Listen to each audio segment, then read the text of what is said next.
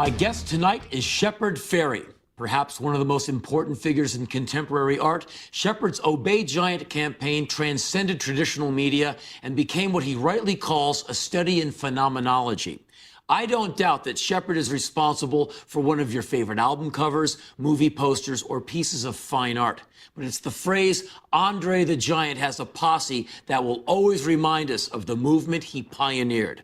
Shepard, it's great to finally have you on the show. Thanks a lot. You who have done set design on this show. Everyone's seen Obey Giant, but they probably don't know the backstory. So how did it come about, and why do you think it became such a phenomenon?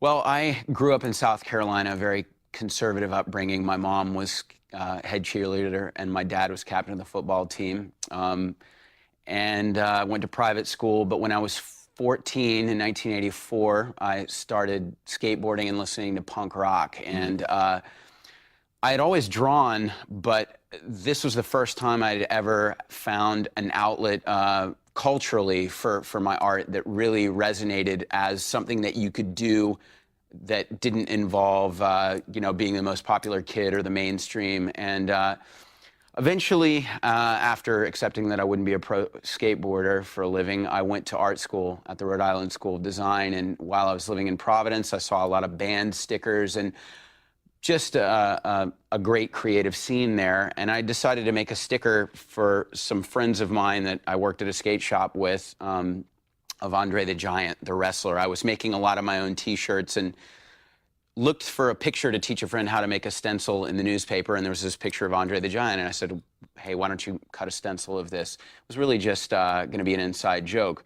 Well, he got frustrated, and I, for some reason, had decided it would be funny to make this thing, and made some stickers and some stencils and put them around town, and next thing you know, the newspaper was running an article, hey, what's this Andre the Giant sticker campaign about? And it opened my eyes to the a power that an image placed in public has, and that usually you only see advertising or store signage, something that's got some sort of commercial motivation, and seeing something that couldn't be interpreted quickly actually was really powerful because people wanted to get to the bottom of it.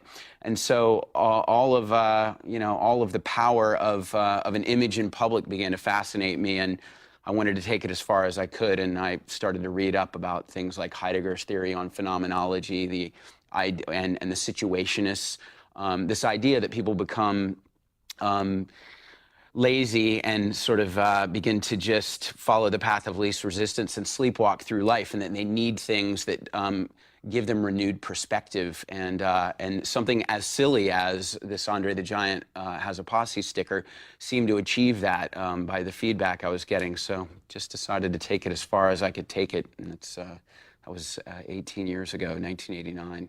Do you think there are broader lessons that can be learned from the popularity and the ubiquity of Obey Giant? Well, I think there's several lessons.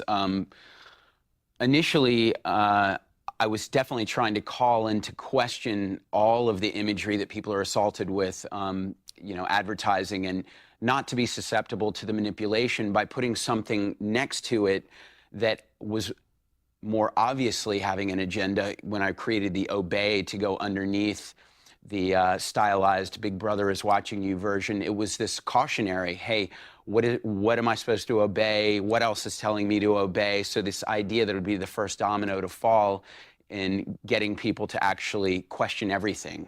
Right. And then also the messages, that a lot of people feel powerless to communicate their ideas. They think that, okay, I'm not a corporation, I don't have, I don't own my own magazine or news station, I just don't have any say. And they maybe don't even vote because they feel so powerless. But seeing what I've done, whether it's starting a clothing line or a blog, starting to blog about things they care about, or doing something, I think it's empowered a lot of people to realize that one individual or a collective of a small group of individuals can make an impact. So that's exciting for me. A lot of artists want to be the mysterious, person behind the curtain. I actually want to demystify and say, here are these really simple tools. Go out and rock it. And that comes from, the DIY cultures of punk rock and skateboarding that influenced me so much. it's fascinating, this position that you're in now. I forget where I was, Wilshire and something, and I saw an Andre sticker, bespattered with L.A. grime, next to maybe an ad for Walk the Line, massive, on a bus stop kiosk. Right. So I'm seeing two versions of this guy, the sticker kid who, gorilla stamped it on his way down the street on his skateboard, next to this very corporate, very nice thing that's lit at night and everything. So this is these two worlds that you now reside in. How do you deal with being afoot very solidly in both worlds? Well, my goal was always to do as much as I could on my own terms in just creating my own utopia that I can live as a creative. But the reality is most people who are creative will have to deal with the system at some point. So I decided early on that if those opportunities arose, that I could do commercial work as long as it was something I didn't have an ethical conflict with. I would do it, and I would, like Robin Hood, take that money and fund my own projects that really I felt would influence people to question the commercial side of things. But a project like Walk the Line, for example, is something that I would never apologize for because it's such a beautiful marriage of art and commerce. It's a good movie. It's a poster that I'm incredibly proud of. I'm promoting someone that that I think is a great artist, and I think that a lot of artists have this fear that if they do commercial work, their holier than thou peers will look down on them, call them a sellout, and so they don't do it. But then they're struggling and they're taking jobs as waiters or whatever, and it's. I think it's something that no other industry really has quite as high, a standard for people's integrity as well, art and to some degree music. And I've heard you talk about songs being licensed, et cetera, and some of the things that you're talking about, where people say, "Oh, the Clash are sellouts because they were in a Jaguar commercial." And I think that creative people have to do what they have to do to survive, and I would never look down on someone for doing a commercial job. I've turned down jobs from Hummer, from Camel cigarettes. They're not sponsors of the show, right?